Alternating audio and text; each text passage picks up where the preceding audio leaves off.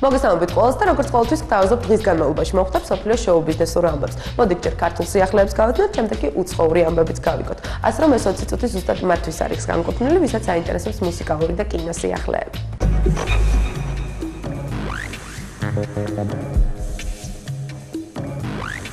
რადიო ფორტუნაში მერაბ სეფაშვილის ორი სიმღერის პრემიერა შედგა.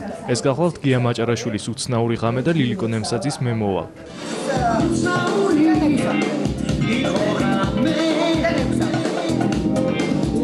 ამ სიმღერას ესე დავარქვით უცნაური ღამე.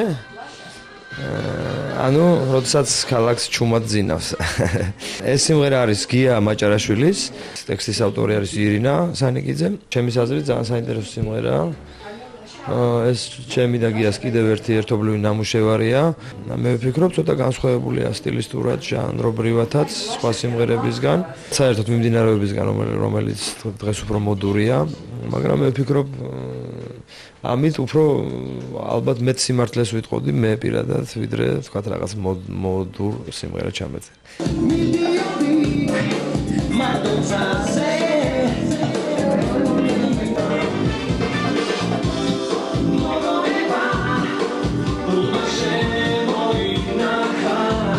ბატონი მერაბი მაინც იცლის თავისი შემოქმედებისათვის მიუხედავად დატვირთული გრაფიკისა. შეგახსენებთ, რომ იგი კომპანია არტიმედის დირექტორი გახდა და მრავალ პრობლემას შეეჭიდა. ალბათ ძალიან გაგვიჭირდება მარტო ამის კეთება. მე თქვენს ძალიან დიდი მადლობა მინდა გითხრათ, იმიტომ რომ თქვენი ტელევიზიაც ხარში გვიდგას, რა თქმა უნდა, ჩვენი ტელეიმედი, რა თქმა უნდა, რადიო ფორტუნა და აი ასეთი მე ვფიქრობ, აი ასეთი ჩვენი თანამშრომლობით ალბათ ბევრ კარგ საქმეს შევქმნით და ბევრ ძალიან კარგ პროდუქტს მივიღებთ. ქონდა ისე მოსმენილი? აი იცი რა მე ცოტა ახლოს თუ მოხალეთ? მე არ ვიკვირები. მეორე სიმღერას რაც შეეხება, არის ლილიკო ნემსაძის სიმღერა.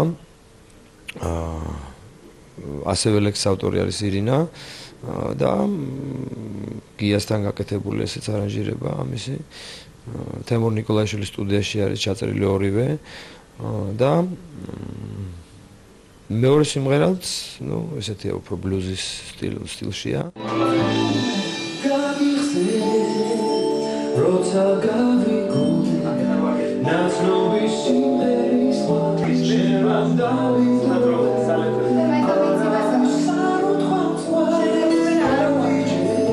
ჩვენ ძალიან დიდი ხანია ველოდებით მერაბიკოს ახალ სიმღერას და ისე გაგვახარა ერთის მაგრად ორი მოგვიტანა და ეს იყო ჩვენთვის შოკის მომგვრელი და ძალიან გაგვახარდა.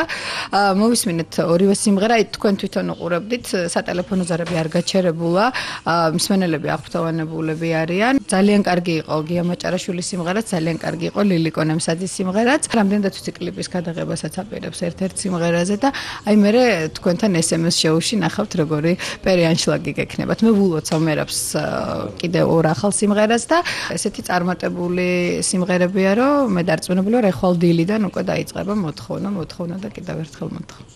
ასე რომ დაპირებისამებრ მერაბ სეფაშვილის ფანებს ბევრი ახალი სიმღერა ელის და მისი ახალი ალბომიც. კი, მე შევკვირდით სიმღერებს, აი ეს სიმღერებია ზუსტად და მე მინდა გითხრათ, რომ სულ მალე უკვე მე ვფიქრობ გამოვა ჩემი ახალი ალბომი. რაც მე პირადად ძალიან ახარებს. მალე როცა იღებს აგულში დარჩენის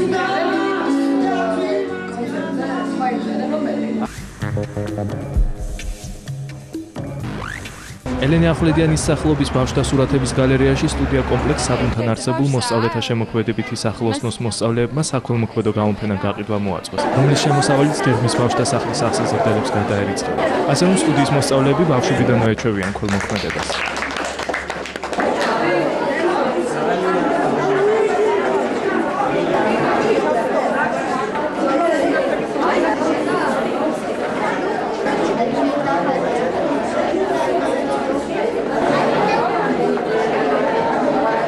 საერთოდ ჩვენ სკოლას აქვს ურთიერთობა ამ ბავშვთა სახლთან.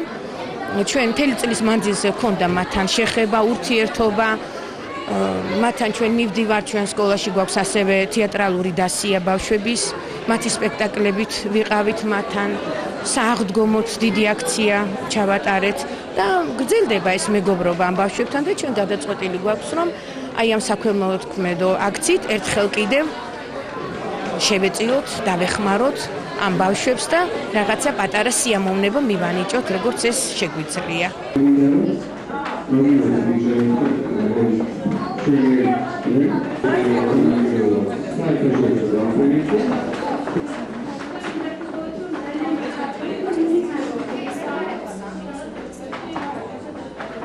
ეს ჩემი სურათების მეორე გამოფენა.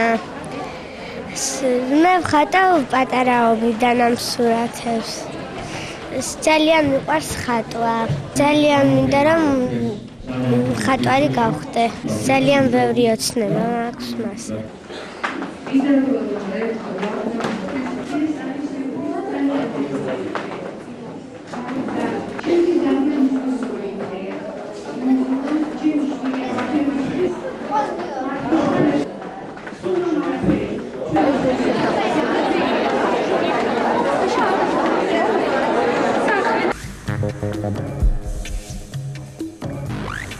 გაზაფხული გპ-ში, სწორედ ასე ქვია როკისა და ქართული მუსიკის ფესტივალს, რომელიც ამ დღეებში საქართველოს ტექნიკურ უნივერსიტეტში მიმდინარეობს. სწორედ ამ ფესტივალის ფარგლებში იმართება გამოფენა, რომელზეც რამოდენიმე მხატვრის ფერწერული და გრაფიკული ნამუშევრებია გამოფენილი.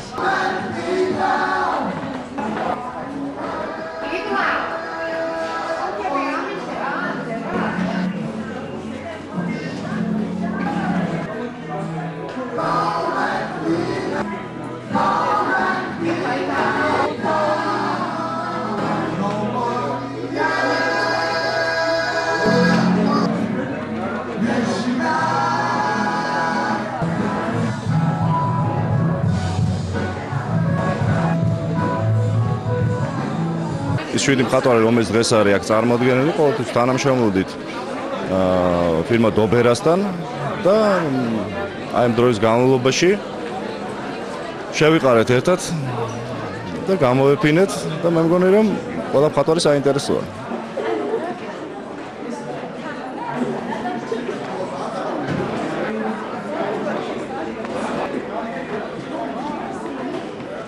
განსხვავებით სხვა წლებისაგან ეს პროგრამა შეირჩა სტუდენტების გამოკითხვის საფუძველზე. ისე იგი თეატრის თავის სოციოლოგიური ჯგუფი ყავს, სტუდენტები დაიფანტნენ და გამოიკითხეს დაახლოებით 500 რესპონდენტი და მათი აზრით, ვინც უმრავლესობა, რა თქმა უნდა, უმრავლესობის თხოვნით ჩატარდა ეს ფესტივალი და მასში მონაწილეებიც არჩეული იქნა მაგალითად ილურიძე, ბატონი ჯემალ სეფიაშვილი, ნუკრიკა პანაძე, მაო ბენდი. ამის შემდეგ გრძელდება სტუდენტური პროგრამა, ესე იგი ტექნიკურ უნივერსიტეტში გაიხსნება სტადიონი, ძალიან კარგი ახალგაზრდებისთვის, განსაკუთრებით სტუდენტებისთვის. ეს ყველაფერი მოხდება 25-ში, ხოლო 25-მდე ყოველ მეორე დღეს ფაკულტეტები წარმოადგენენ თავიანთ ინტერმედიებს. ეს არის სუფთა სტუდენტური მოყვარულების მიერ გათამაშებული 9 საათიანი წარმოდგენები.